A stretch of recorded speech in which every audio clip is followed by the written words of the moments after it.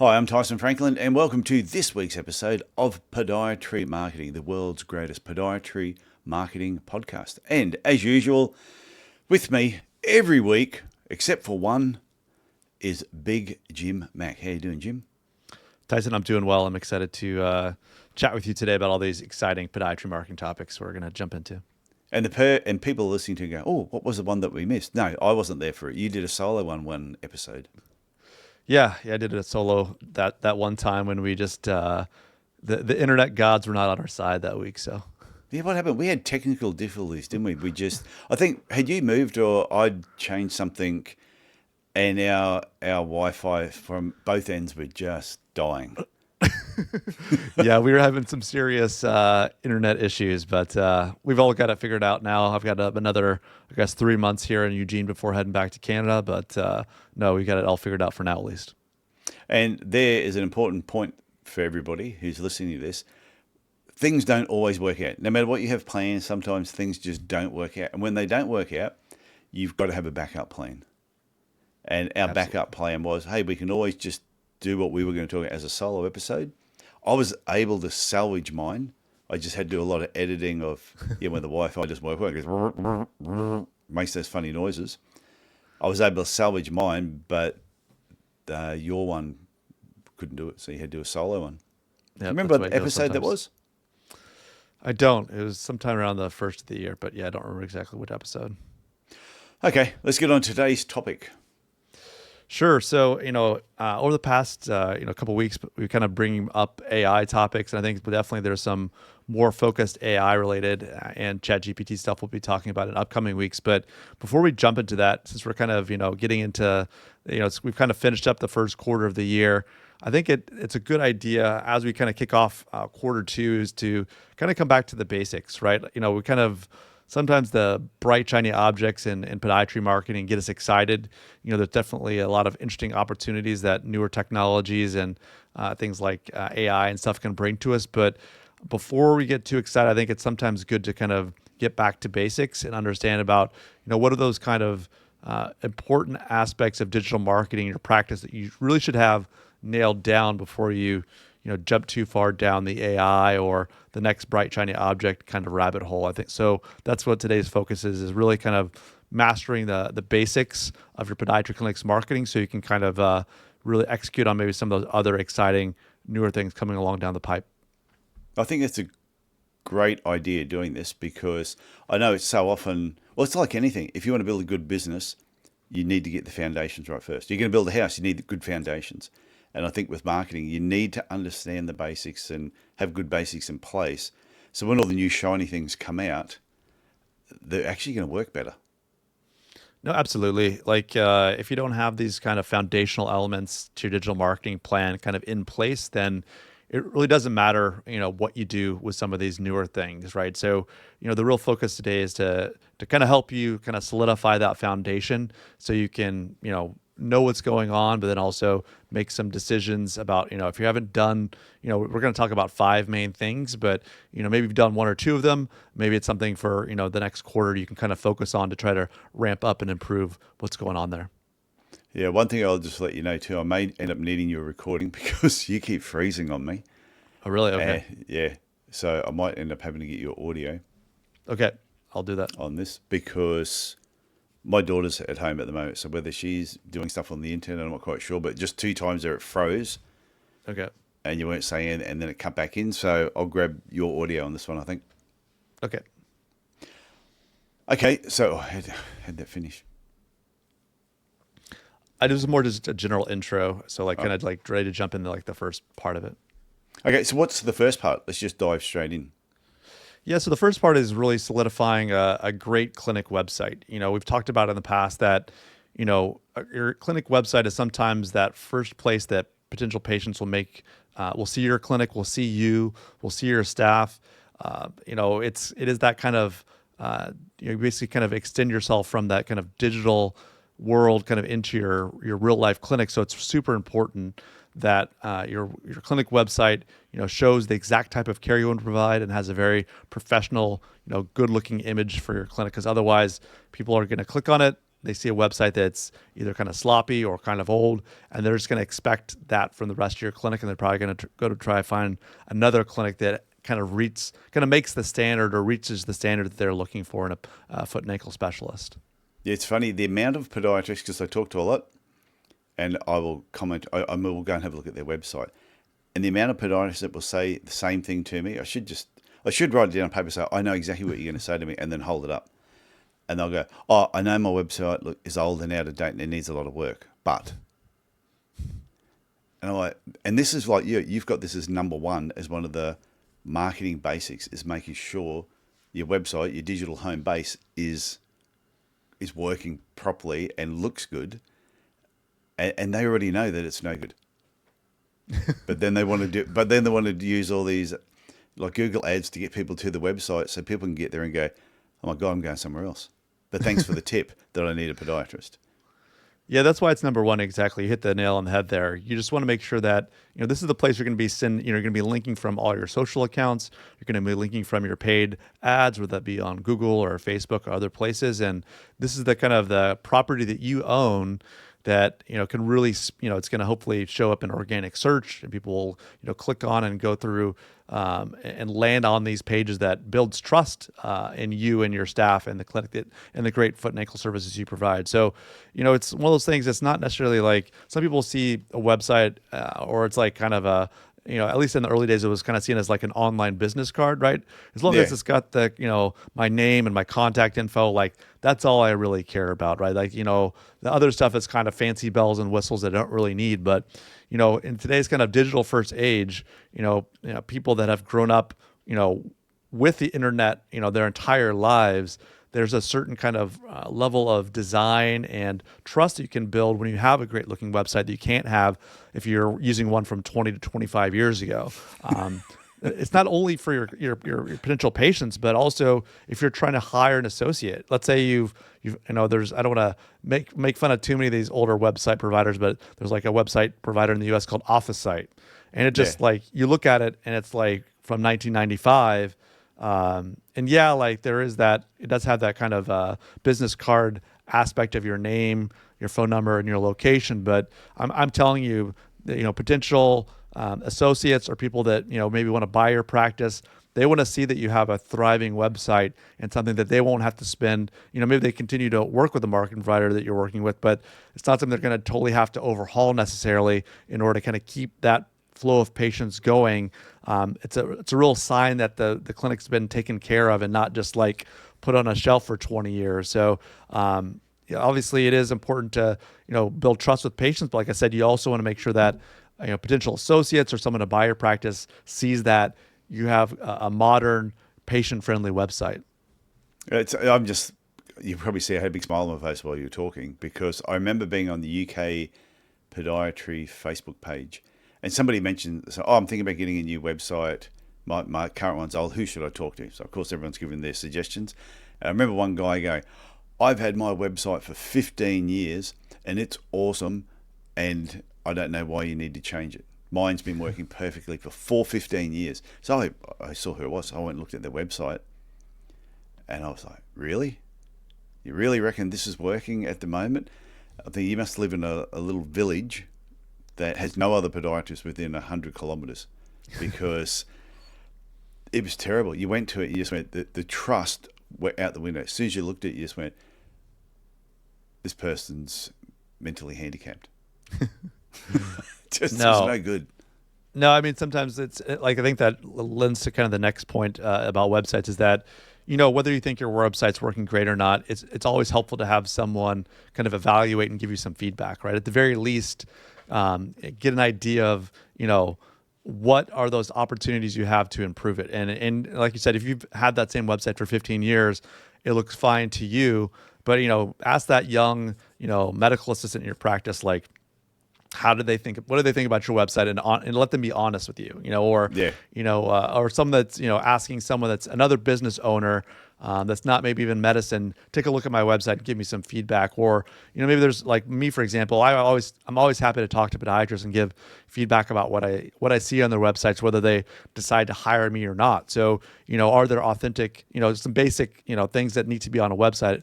Are the kind of, are there authentic photos of you kind of treating your ideal patient?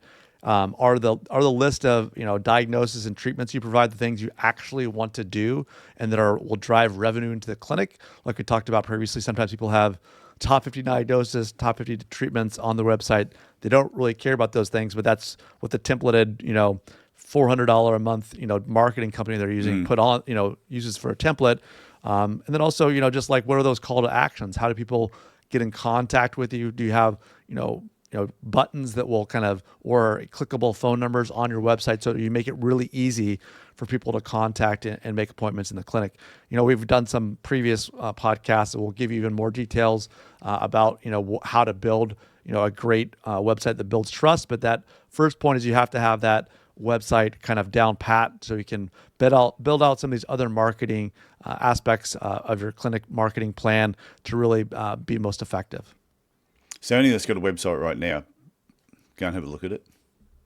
Pause, go and have a look at your website and think about when was the last time you looked at your website or added any content to it, and basically just reach out to the person that created it or reach out to you and at least have a chat. Start the conversation. Look at areas that maybe there could be a few spots that just need to be fixed up that'll make it look better, or it might need a complete overhaul or new website. Absolutely. Okay, what's next? So next is, kind of improving the way that patients find you online, right? So this is generally with either organic search or with paid search, right? So, how you build out that website is going to affect, how you rank on Google. The types of pages you build. Are you building kind of authoritative, kind of the best pages about either diagnosis and treatments, or maybe you're building great pages about the different local communities that surround you and what I call like areas we serve pages. But how are you building out the website so you can rank well on Google? Because that's super important to get that kind of free organic traffic. People type in podiatrist near me or podiatrist Sydney, and you want to make sure you're ranking high. And the way you do that is by building out that website in a very purposeful fashion. And that takes time for that type of traffic to come along. If you just buy a domain name and you just get started, it's going to take a little while before you're seen, because Google wants to make sure that you're providing a great user experience for those people that land on your website. They're finding what they want. They're spending time there. They're clicking buttons to make appointments. Google can tell that because of Google Analytics. So, building out that website so you can maximize that free organic traffic is the first important aspect of how you can be found online. Yeah, and there was a key point I think that you mentioned there too about how long people will stay on your website is, and I've said that to a lot of people, when someone comes to a certain page, you want to have options where they click here, make an appointment, or here's some more information to read another article. But you want to try and keep them on your website, moving around in different sections, and keep them interested and excited, and want them to come back, knowing that this is the website I come to when I want information.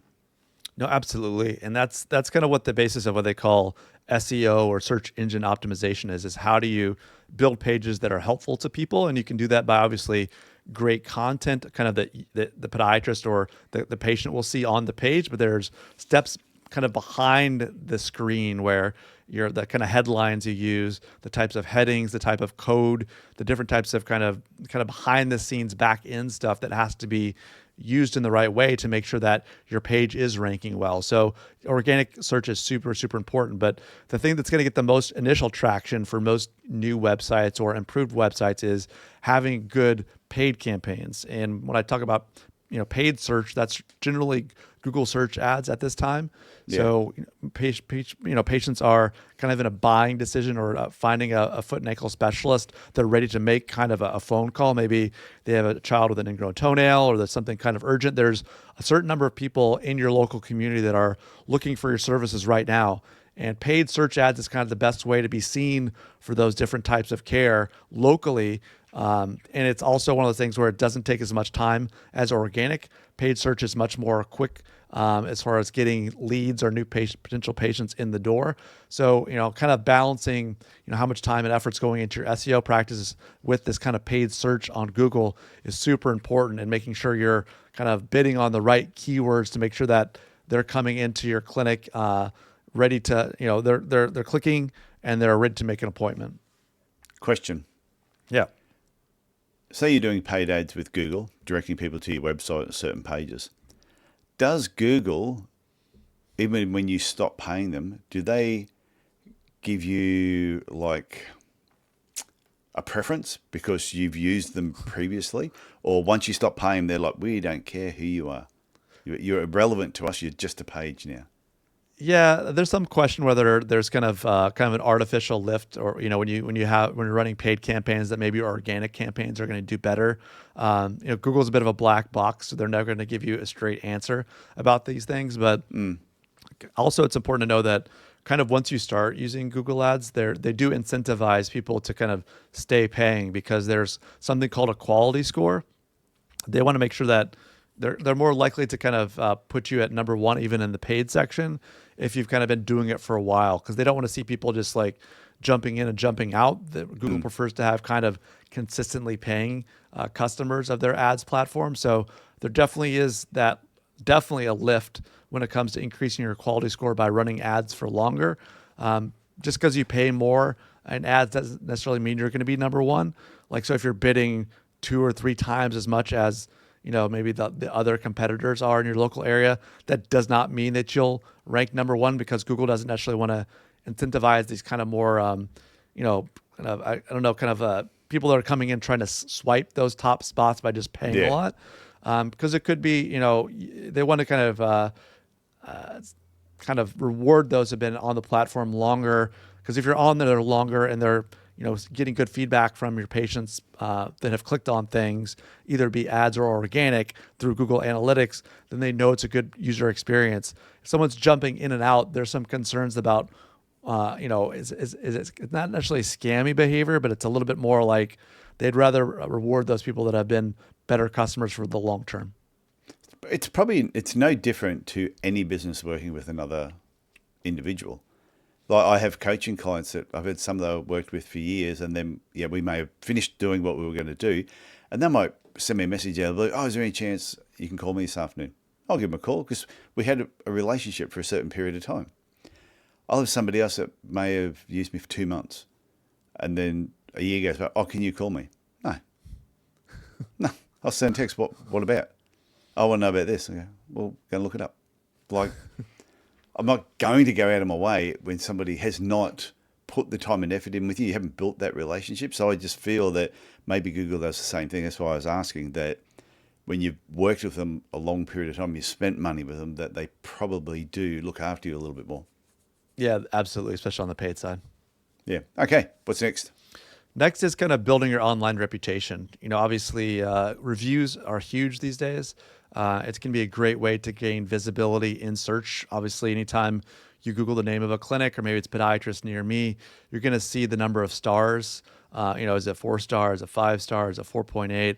The number of reviews is obviously important. So how you can kind of build your digital credibility is really, really important these days. So having a Google Ads kind of ask of some of your patients that have received great care, and kind of having a system in place is super important. And also having Google business profiles for not only your clinic, but each of the providers in that clinic can be a great way to gain online visibility. So if you haven't spent the time to build out your Google business profile, or to really have a system to ask for these reviews in a very positive way, in a way that obviously there's certain scripts you can use in order to really, if Mrs. Smith had a fantastic experience, she's going to want to share that, with her local community. And if you ask her at the right time, you may get a, 2 or 3 paragraph, glowing write-up about how ABC Podiatry is the best thing since sliced bread. She'll maybe use some keywords in there. So if someone else looking for a similar type of treatment, whether it be bunion surgery or heel pain treatment, they're really going to be, drawn more into those types of things, as opposed to, I always say I'd rather have a 4-star with a paragraph or 2 paragraphs of like honest written content about the experience, as opposed to 5 stars with no written response whatsoever. So, building your online reputation, obviously Google is super important for these Google reviews, but maybe as AI and Chat GPT mature, Looking at some of these other ones like RateMDs or Vitals, these other non-Google properties might be more important in the future, but having a system to get these reviews and kind of building out Google business profiles is super important to any clinic, and definitely a basic step to get online visibility for you and the care you provide. I just love how ABC Podiatry got another mention. I got to get that domain or something and just reroute it to I Podiatry know. Marketing or I something. know. I thought about that today. I was thinking ABC Podiatry. We should grab that. But it's no, it's true. So I was only talking to a coaching client today, and and I mentioned this at my marketing workshops. The same thing, just about what's your process for getting Google reviews, and everybody in your business, all the podiatrists working there, and everyone needs to be following the same process. At what point do you ask for the Google review? How are you going to do it? And there's some really clever ways that you can encourage patients to do it. I'm not going to go into it now, but there's some very clever ways of actually doing it. Yeah, we'll have to leave that for another show. Yeah. It's a little thing you put in brackets. The promise.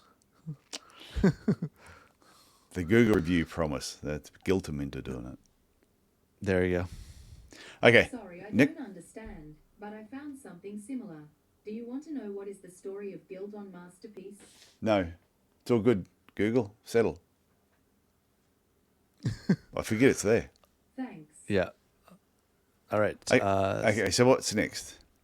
Yeah. So next is kind of communication education of your patient base. So, obviously you have your patients in the room for a period of time. They're in your clinic, and you can they can get a general sense of who you are and what you do. But primarily, those folks are going to think that you only kind of treat what they came in and saw you for, right? So if they came in for an ingrown toenail, they may not know that you do orthotics, or maybe they know that you do orthotics, but they didn't know you do foot and ankle surgery. So there's some different ways you can really help communicate all the care you provide, and also help educate patients about, that they can come to you for these certain types of care. And the way I like to do it most is either a monthly or quarterly newsletter. Why I think that's important is that obviously a newsletter, you have, maybe if you've asked for permission, you have thousands of patient emails, and it's a great way to stay top of mind with them. So you can, like I said, if you can write up, a small paragraph on each email, and maybe link back to your website about that you treat plantar fasciitis or whatever the types of care you want to provide to help educate them, so that they, their parents, their kids, their spouses, their neighbors will, if they run into any issues with that, they can kind of be a source of referrals for you. But also in that newsletter, you can kind of show your personality. You can show you're not just that dull podiatrist that, is trying to say, make an appointment, that, you like burgers, you like grilling, you like doing other things, you like running marathons, whatever you like to do, you can kind of show your personality there. But you can also it's totally okay to show that you do have, openings, and that you are available maybe for same day care, or maybe there's some aspects of things you want to promote related to kind of attracting more patients into your clinic to make an appointment. Totally fine. But I think if you educate and you communicate with folks consistently through these kind of email newsletters, whether it be on a monthly or quarterly basis, it can be a real boon to your practice. I think the education it's a massive part of what we should be doing. And like you said, you can't assume that every patient just goes, I know everything that a podiatrist does. They know squat of what we actually do. And even, sounds surprised, but even some podiatrists don't even know what other podiatrists are doing. That, are we allowed to? I've heard podiatrists say to another podiatrist, are we allowed to do that? Duh, yes, we can. So I think it's really important to constantly be letting your patients know what you do. Let them know the diversity of what we do, because it's all good for the profession.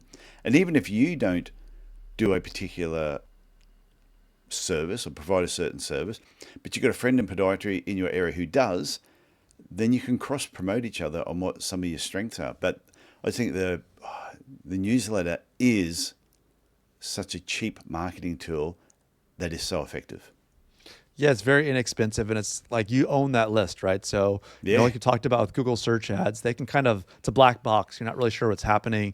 Maybe you're not ranking one and you can't figure out why, and it could be a bit of a test and, trying to see if you can get to number one, both either on the organic or paid side. But with that list, you own that list. So let's say you have you're not happy with an email provider, or it's just not working for you, you want to switch to another one, you have those thousands of emails that you can take with you to the next provider. So you spent time and effort, maybe the podiatrist or the clinic owner before you and that practice has been collecting emails with the permission of the patients. So you own those emails, and you should really utilize them to their full capability. Because, if you have 10,000 emails and only 1% of the people, reach out to you, that's probably a little high, but maybe it's 0.5%.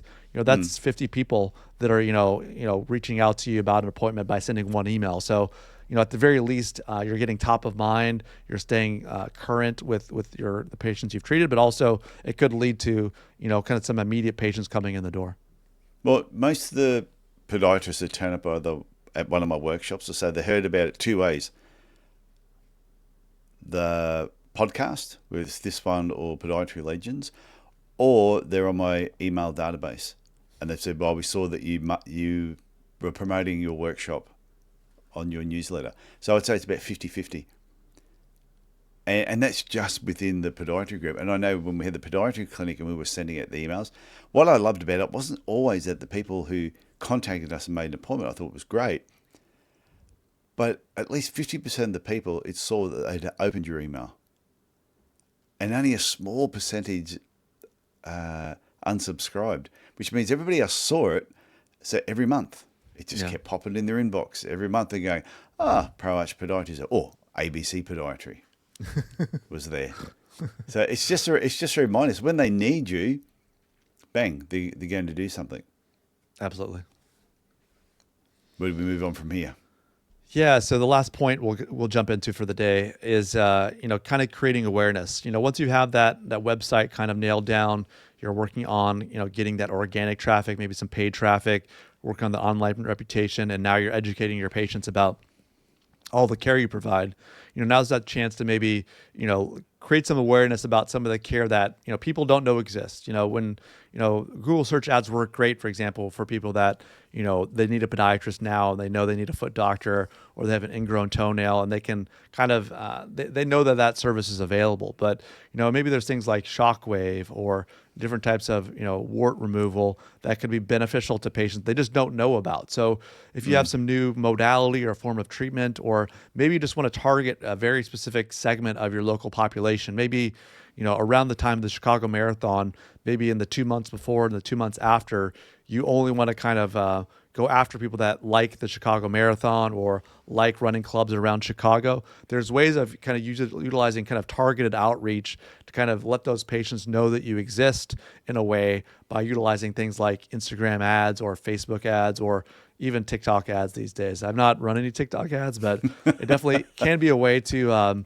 to kind of show what you provide to different people, as opposed to just showing everything, when it comes to, whether it be your website or other forms of marketing.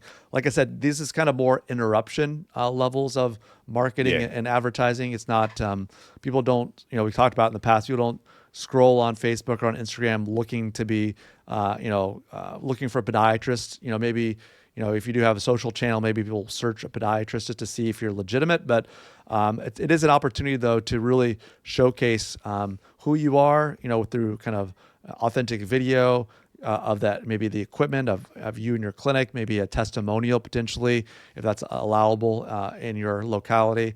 But it's something that can be helpful really to, like I said, give awareness to a type of treatment or diagnosis, or target a very specific demographic group that you think could benefit from the type of care you provide. Yeah, and I think whatever you're doing on any of those platforms, and we've spoken about this many times, is just think about when you're on those platforms, why are you there? And when does an ad cross your path that also makes you stop? So try and think of the same thing. Your patients are on that platform. What can you do to make them stop? Or otherwise they're just going to scroll past and be a waste of time. So if it just says, unless you're doing just an awareness campaign, if that's all you're doing is just awareness, that you just want it out there so people see it, then that's fine. But if you actually want them to take action, it's got to be something that's going to grab their attention. No, absolutely. I think like with all these kind of 5 areas we talked about, it's really, I sometimes I see people that are like, oh, I just want to kind of get my website up, and that's going to be good enough for me. Or, I think all of these kind of 5 different aspects of things, really feed into each other, and can kind of create kind of a momentum with your marketing that, maybe just, you don't have to necessarily do them all at the same time, but having kind of a dedicated plan to incrementally kind of increase what you're doing, or kind of, building out a plan over the course of 6 months, a year, or 2 years that you want to kind of get more of these different types of marketing into your practice can be super helpful, because they can kind of feed off each other, right? So if you're running awareness ads, people will be more aware when they get your newsletter.